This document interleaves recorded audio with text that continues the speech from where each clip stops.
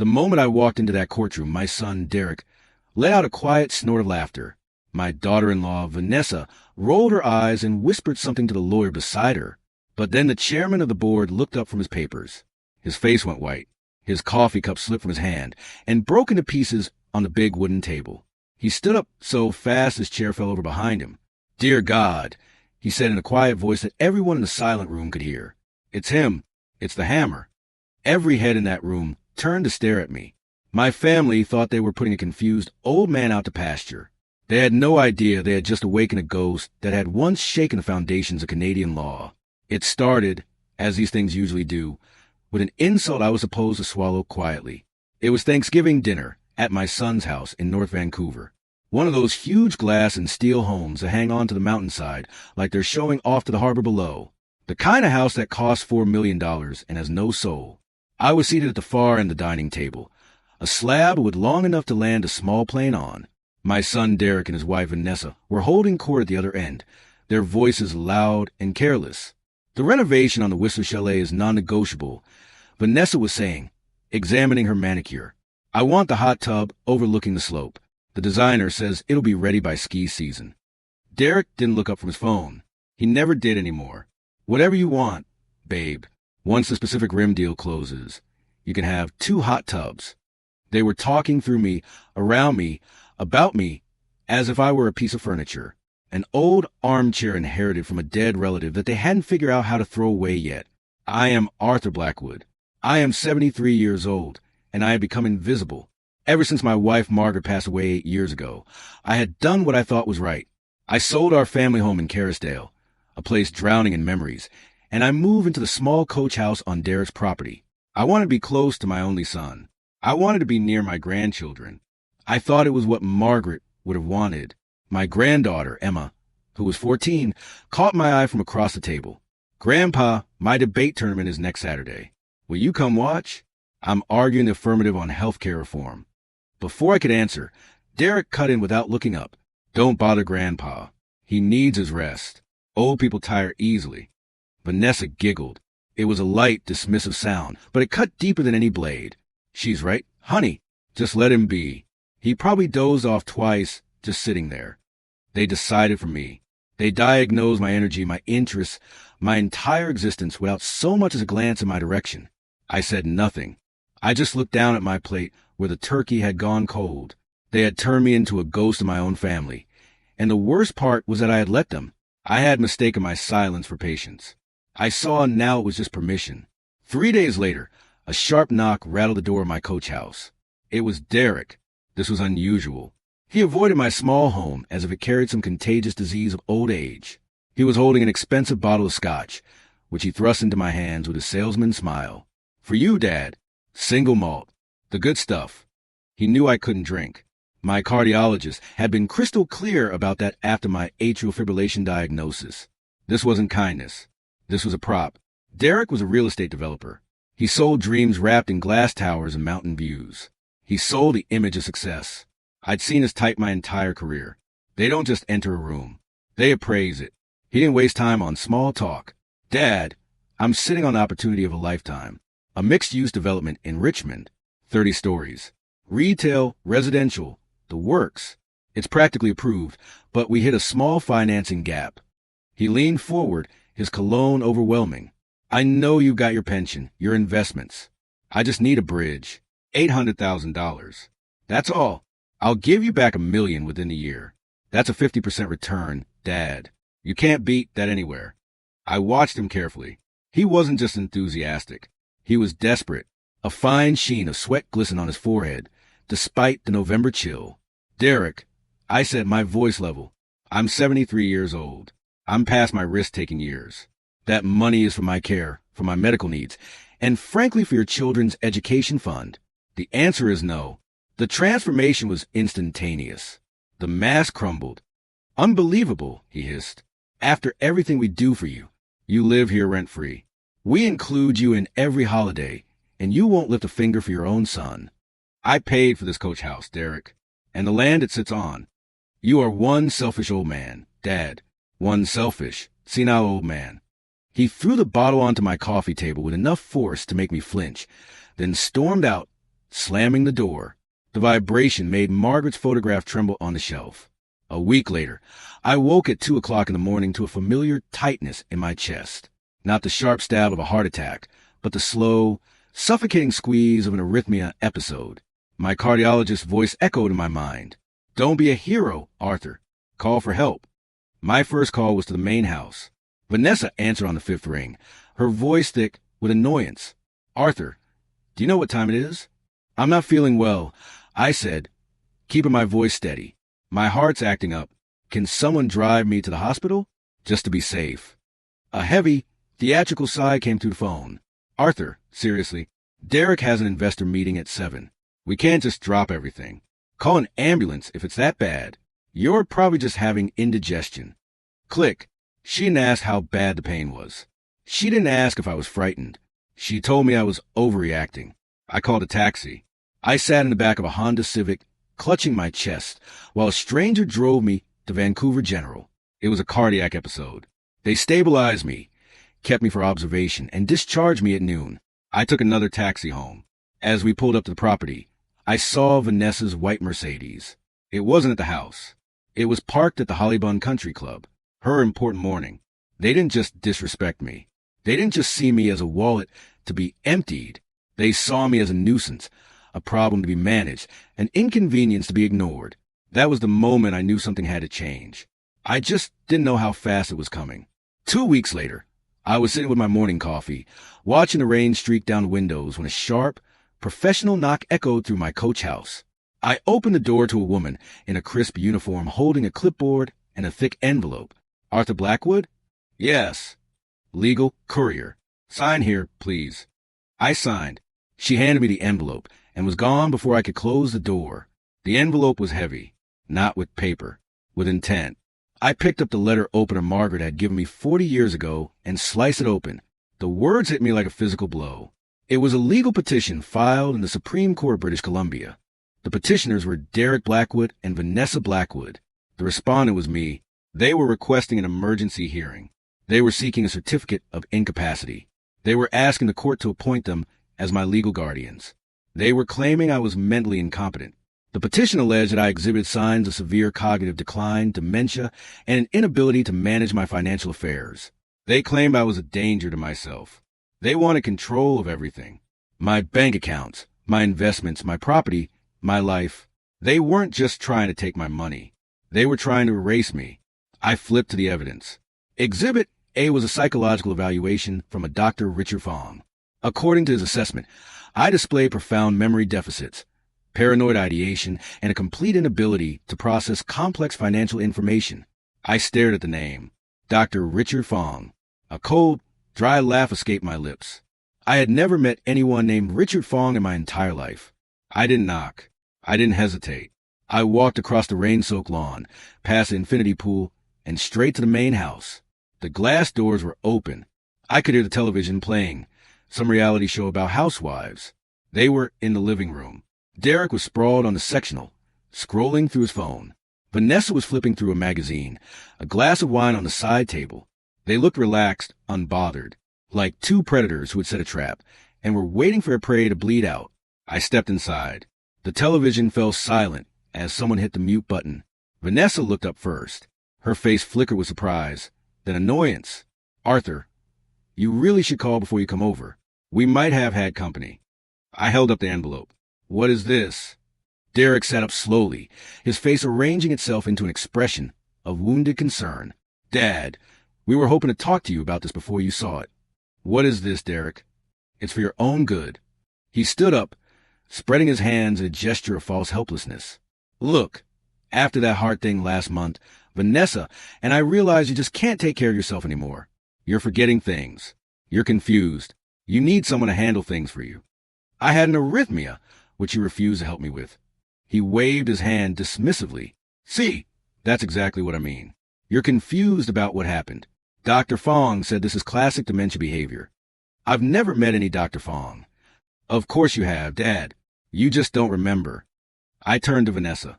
"This is what you want? To have your father-in-law declared legally insane?" She didn't even look up from her magazine. "We're trying to help you, Arthur. You should be grateful." "Grateful?" Derek's patience snapped. The mask fell away completely. You know what, Dad? This is exactly what Dr. Fong was talking about. Paranoid, aggressive, unable to accept reality. He picked up his wine glass and raised it in a mock toast. See you in court, old man. Better find yourself a good lawyer. Oh, wait. You probably can't afford one anymore. That was it. That was the moment a man they thought was a feeble, confused old ghost died, and something else woke up. I walked back to my coach house. I closed the door, and the sound of the lock engaging was the loudest thing I had ever heard. It was the sound of a line being drawn. They thought this was the home of a senile old man. A quiet box for me to fade away in. They had never seen the basement. Behind the water heater, hidden beneath a shelf of old paint cans, was a steel door, not locked with a key, locked with a biometric scanner. I pressed my thumb to the glass. The light flashed green. The door swung open with a soft, expensive click. This was my real home. There was no bed here, no recliner, just floor-to-ceiling file cabinets, a wall of legal references, 3 computer monitors, and a secure telephone line. Derek thought I was a retired government bureaucrat, a paper pusher who had spent his career filing documents in some dusty Ottawa office. He thought my greatest achievement was surviving long enough to collect a pension. He had no idea. 40 years ago in Ottawa, and across every province of this country, I wasn't Arthur the retiree. They called me the Hammer. I was the youngest justice ever appointed to the Supreme Court of British Columbia. By 45, I was Chief Justice. I wrote the landmark decisions that reshaped corporate law in this country.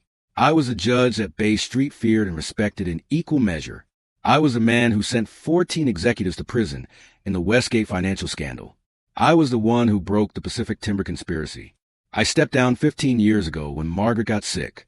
I traded my chambers and my robes for hospital waiting rooms and chemotherapy schedules. I did it without hesitation. I did it because she was my world. I became a full-time husband, then a widower, then a father trying to reconnect with son who had become a stranger, and finally an invisible grandfather. I let the Hammer retire because my family needed Arthur. Today, my son and his wife just gave the Hammer a very good reason to pick up the gavel again. I sat down at my desk. I bypassed my regular phone and picked up the secure line. My fingers were steady as I dialed a number I hadn't used in 8 years. It rang once. Catherine Reeves. Catherine, it's Arthur Blackwood. Silence, then a sharp intake of breath. Justice Blackwood. My God, I thought you'd disappeared entirely. I'm in Vancouver, Catherine. I need you here tomorrow. Bring your team, the ones who know how to dig. Another pause. I could hear her mind working. What happened? My son filed for a certificate of incapacity. He's claiming I'm mentally incompetent. He wants control of my assets. A sound came through the phone. A laugh. Short, sharp, incredulous. Your son is claiming that you, Arthur Blackwood, the Hammer, are mentally incompetent? She paused. He has absolutely no idea who he just picked a fight with, does he? No, he doesn't. I'll be on the first flight. Just tell me where to start cutting. Catherine Reeves arrived at 9 o'clock the next morning. She wore a simple charcoal suit and no jewelry, her gray hair pulled back in a practical bun. She carried a single leather briefcase. She was the opposite of everything Derek and Vanessa represented. She was substance over style. She had been my clerk 30 years ago, back when I was reshaping corporate law from the bench. I had trained her. I had written her a reference for law school, for her first firm, for her partnership. She was now one of the most feared litigators in Western Canada. She didn't waste time on pleasantries. She walked into my basement office, her eyes sweeping over the files, the computers, the legal volumes. A single nod of approval. They really have no idea, do they? They think I'm a retired civil servant. Of course they do. She picked up the petition and scanned it. Dr. Richard Fong. Let me guess. You've never heard of him? Never. Give me 2 hours. Take 1. She smiled. It didn't reach her eyes. I'll call you in 45 minutes. My secure line rang exactly 43 minutes later. Arthur, you're not going to believe this. Try me. Dr. Richard Fong is not a psychiatrist. He's not a psychologist. He's not a neurologist. He's not even a family doctor. I waited. He's a chiropractor. Was a chiropractor. His license was revoked by the College of Chiropractors of BC years ago for insurance fraud and inappropriate billing practices. He was running a scam, billing for treatments he never provided. Derek hadn't found a corrupt expert. He had found a disgraced, desperate criminal. How did my son find a revoked chiropractor from Surrey to sign a psychiatric evaluation? That's what I spent the last 20 minutes figuring out. I heard the click of her keyboard. Fong was in serious debt after he lost his license. He owed $300,000 in legal fees and back taxes. He was facing bankruptcy. And 4 years ago, someone paid off his entire debt. Every penny. The payment came through a number company registered in Alberta. I traced it. I felt the cold certainty settle in my chest. Who owns the number company? Pacific Horizon Developments Limited. Your son's company, Arthur. Derek has owned this man for 4 years. He's been keeping him in his back pocket, waiting for exactly this moment. This wasn't a desperate act. This wasn't a spur-of-the-moment grab for my money. This was premeditated. This was a contingency plan. My son had been preparing to have me declared incompetent for years. But there was still a piece missing. Catherine, Derek is desperate. I refuse to give him $800,000. But a lawsuit like this costs money. Filing fees, lawyer retainers, bribing Fong. Where did he get the cash if he's broke? I'm already looking into it. Give me until tonight. I hung up, but I didn't wait. I started my own investigation. I began mapping out Derek's corporate structure. Pacific Horizon Developments was a maze of numbered companies, holding corporations and offshore accounts. He had learned just enough about asset protection to be dangerous, but not enough to be competent. And he had made one fatal mistake. He had used the same email address to register every single one of his shell companies. A burner account he probably thought was untraceable. It took me less than 30 minutes to find the connection. Derek's company wasn't just struggling. It was hemorrhaging. His Richmond development wasn't facing a small financing gap. It was $50 million over budget, facing 17 contractor liens, and 3 months behind on loan payments to a private equity fund called Greystone Capital Partners. Greystone wasn't a bank. They were sharks. They didn't offer extensions. They offered liquidation. The email trail told the whole story. Derek begging for more time. Greystone issuing default notices. And then 2 weeks ago, the final blow. A capital call for $6 million due in 10 business days. If he didn't pay, they would seize everything. His company, his house, his cars, every asset tied to his name. He hadn't asked me for $800,000 to bridge a small gap. He had asked me because he was drowning. And when I said no, he activated his backup plan. But the question remained, where did he get the money to file this lawsuit? My phone rang. Catherine, Arthur, I found it, and you need to sit down. I'm already sitting. Your son didn't finance this attack with his own money. He couldn't. He's completely insolvent. She paused. He used the Margaret Blackwood Memorial Foundation. The words hit me like a physical blow. When Margaret died, I took $2 million from our savings and established a charitable foundation in her name. Its mission was to fund hospice care and end-of-life support services across British Columbia, the kind of compassionate care that had made her final months bearable. I had made Derek the foundation's director. I thought it would give him purpose. I thought it would connect him to his mother's memory. Catherine, tell me everything. The foundation's accounts have been systematically drained over the past 18 months. Consulting fees to Pacific Horizon Developments. Event planning charges to a company called West Coast Premier Services, which is registered to Vanessa Blackwood. Administrative expenses that don't correspond to any actual administration. How much? $470,000. Arthur, they didn't just steal from you. They stole from your wife's legacy. They used Margaret's name to finance their attack on Margaret's husband. I closed my eyes. I had prepared myself for Derek's betrayal. He was weak. He was greedy. These were character flaws, not surprises. But this was desecration. Catherine, I'm done defending. We're going on offense. Tell me what you need. Greystone Capital Partners, the fund that holds Derek's debt. I need the name of the managing partner. More typing. Marcus Webb. He's based in Calgary, but he has an office in Vancouver. I know Marcus Webb. I did. 25 years ago, Marcus Webb was a young hotshot analyst who had gotten himself tangled up in the Westgate financial scandal. The Crown wanted to charge him with conspiracy. They were convinced he was part of the insider trading ring. He wasn't. He was arrogant and greedy. But he wasn't a criminal. Not then. I was the judge who reviewed the evidence. I was the one who threw out the charges because the prosecution's case was built on circumstantial nonsense and prosecutorial overreach. I saved his career. I saved him from prison. Marcus Webb went on to build Greystone Capital into a $2 billion empire. He never forgot. Catherine, I'm going to handle Greystone. You prepare the documentation for a complete forensic audit of the foundation. Every withdrawal, every payment, every signature. Understood. Arthur, what are you going to do? I'm going to buy my son's debt. I called Marcus Webb that afternoon. His assistant tried to block me. Mr. Webb is in a meeting. Tell him the hammer is calling. Tell him it's about Westgate. I was on hold for exactly 4 seconds. Justice Blackwood. His voice was careful, respectful. I never thought I'd hear from you again.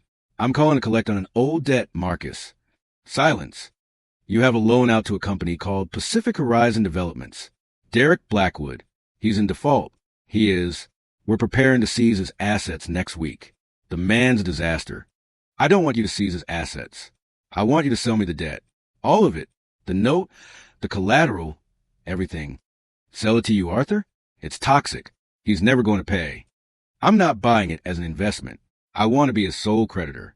I'll wire the full outstanding balance today. $6 million. No questions. No paper trail. Marcus Webb was smart. He didn't ask why. You saved my career once, Justice Blackwood. You saved me from prison. If you want this man's debt, it's yours. Thank you, Marcus. No, Arthur. Thank you. And good luck. Something tells me you won't need it. I hung up and called Catherine. It's done. Greystone no longer holds a note. I do. I am now my son's bank. I heard her sharp intake of breath. My God, Arthur, you're his creditor. I'm his reckoning. The hearing was scheduled for a Thursday morning. Courtroom 3B of the British Columbia Supreme Court. A small beige room that smelled of floor polish and desperation. The kind of room where lives are quietly dismantled. Derek and Vanessa were already there when I arrived. They were sitting at the petitioner's table, whispering to each other, practically giddy with anticipation. Their lawyer, a man with slick back hair and a shiny suit, was shuffling papers with the confidence of someone who thought this would be easy. Then they saw me. I wasn't wearing the cardigan and khakis they were used to. I wasn't wearing the clothes of a fading old man. I was wearing armor. It was a charcoal 3-piece suit I hadn't worn in 15 years. The last time I put on, I was delivering the keynote address at the Canadian Bar Association's annual conference. It still fit perfectly. Derek looked at me and let out a quiet snort of laughter. He leaned over and whispered something to Vanessa. She rolled her eyes and smirked. They thought I was playing dress-up, a dying animal puffing up its fur. Their lawyer glanced at me, sized me up as a confused old man in an expensive suit, and turned back to his notes. We sat down. Catherine placed her slim briefcase on the table and settled beside me. We said nothing. We just waited. All rise. We stood. The judge entered. A woman in her late 50s with silver hair and sharp eyes. She settled into her chair and picked up the file.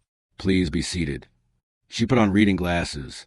We are here for the matter of Blackwood versus Blackwood.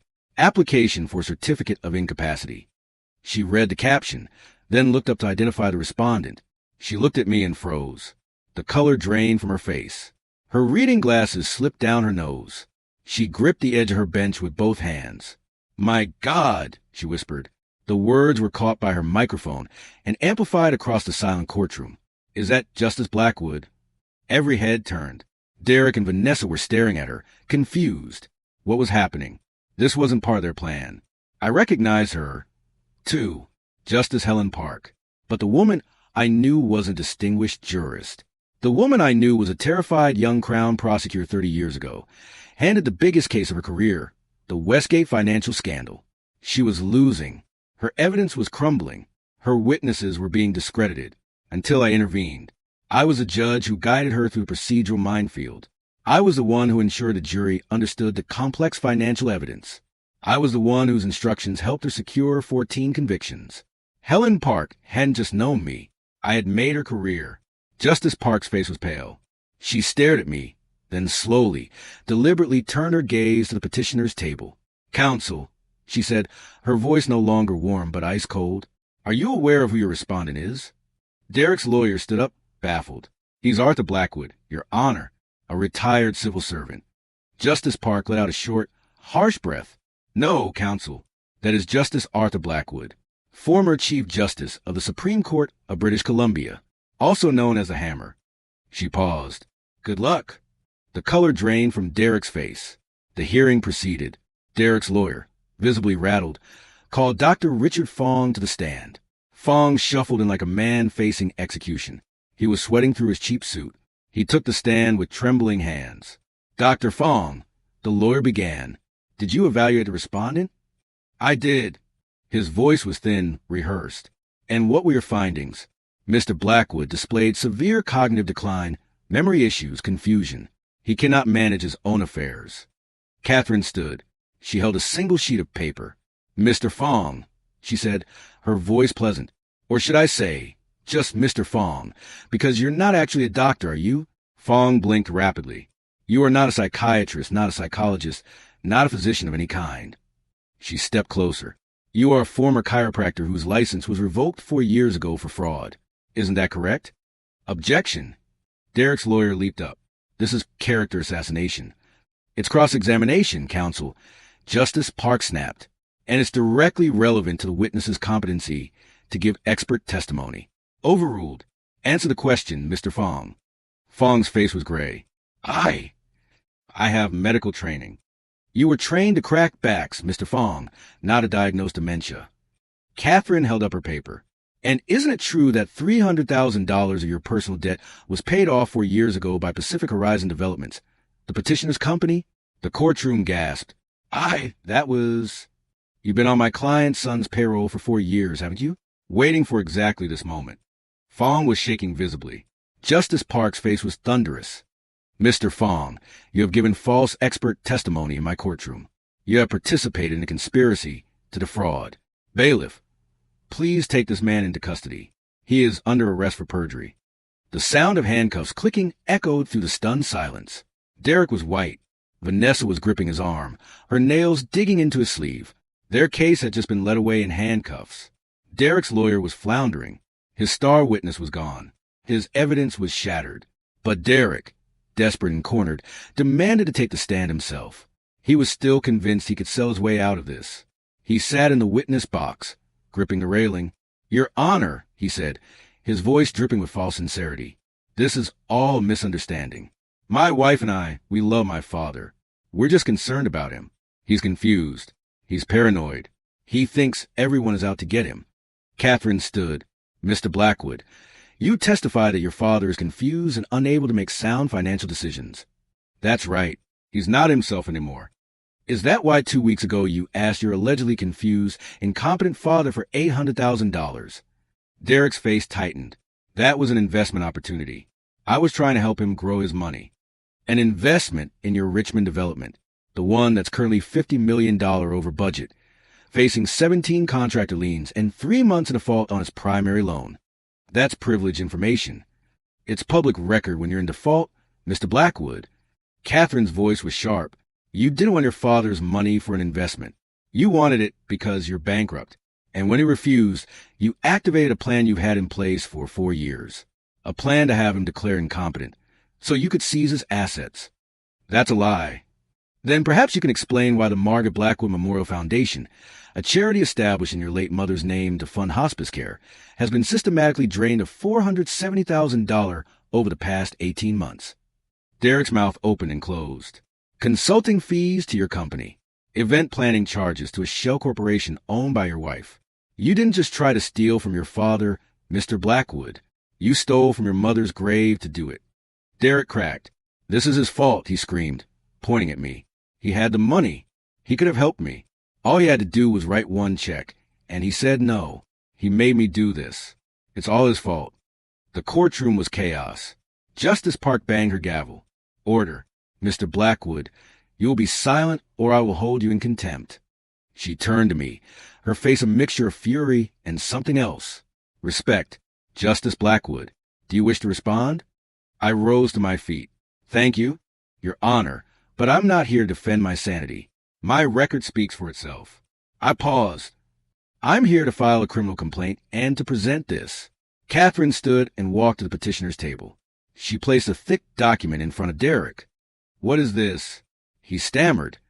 That, Mr. Blackwood, is a notice of default and foreclosure from Greystone Capital. But not from Greystone Capital. They sold your debt 2 days ago. I let the words land. They sold it to me. Derek's face went gray. You defaulted on a $6 million loan, Derek. But you didn't default on Greystone. You defaulted on me. I am now your sole creditor. And I am calling the note effective immediately. You can't. The house is mine. The cars are mine. Pacific Horizon Developments is mine. Every asset you thought you owned now belongs to me. I turned back to Justice Park.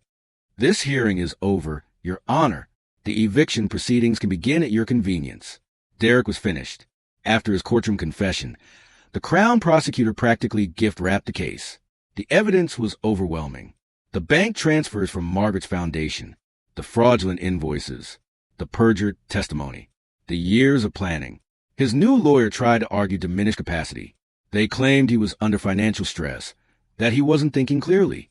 The jury wasn't sympathetic. They found him guilty on 14 counts of fraud, embezzlement, and conspiracy. The judge looked at Derek, this man who tried to destroy his father's life to cover his own failures, and made an example of him. 8 years in a federal penitentiary. I watched him lead him away in an orange jumpsuit. No more designer suits, no more mountain views, no more hot tubs. The books were balanced. Vanessa was more complicated. She was Derek's wife, but she was also a co-conspirator.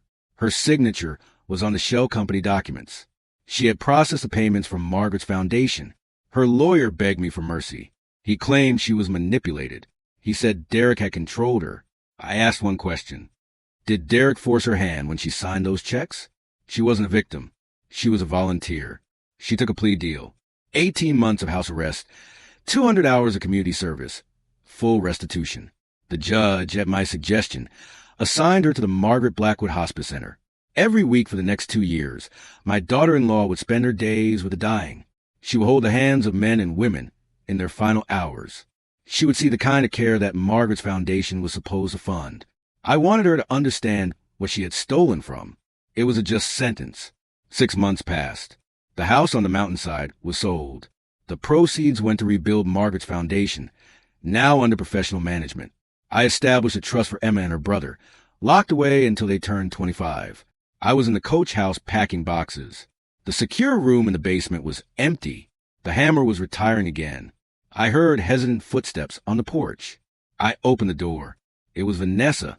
She was transformed. The designer clothes were gone, replaced by simple jeans and a plain sweater. Her face was pale, lined. She looked 10 years older. Why? She asked, her voice a rasp. Why what? Why did you let it get this far? Her voice was trembling with exhausted rage. You knew. You're him. The hammer. You knew what Derek was doing. You could have stopped us at any time. I just looked at her. You could have shown me the evidence when he first asked for the money. You could have warned me. But you didn't. You let us file that lawsuit. You let us think we were winning. You wanted this. If I had stopped you, I said, my voice quiet, you would have learned nothing. You would have hated me for a week. And then you would have found another way, another scheme, another victim. I walked to my desk and picked up a photograph. Margaret smiling in the garden. When Derek was 12, he stole $50 from his mother's purse to buy video games. Margaret found out. She cried for an hour, and then she hugged him and never said a word. She put the money back herself. I looked at Vanessa. She forgave him because her heart was soft. She wanted peace. I set the photograph down. I believe in ledgers. The books must always balance. Derek never paid for that first theft, so he just kept stealing bigger and bigger things. He didn't respect me. You didn't respect Margaret's memory. You didn't just cross a line. You erased it. Vanessa had no answer. You didn't destroy yourselves, I said. You were already destroyed. You were bankrupt in every way a human being can be. I just presented the bill. I handed her an envelope. This is the address of a 1-bedroom apartment in New Westminster.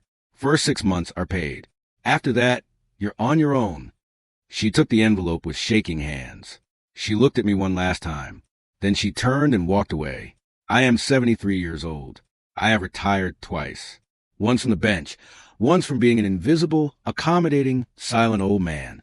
My name is Arthur Blackwood, and my books are finally balanced. This entire ordeal taught me painful but necessary lessons. Lessons I want to share with anyone who might find themselves in a similar position. First, silence should never be mistaken for weakness.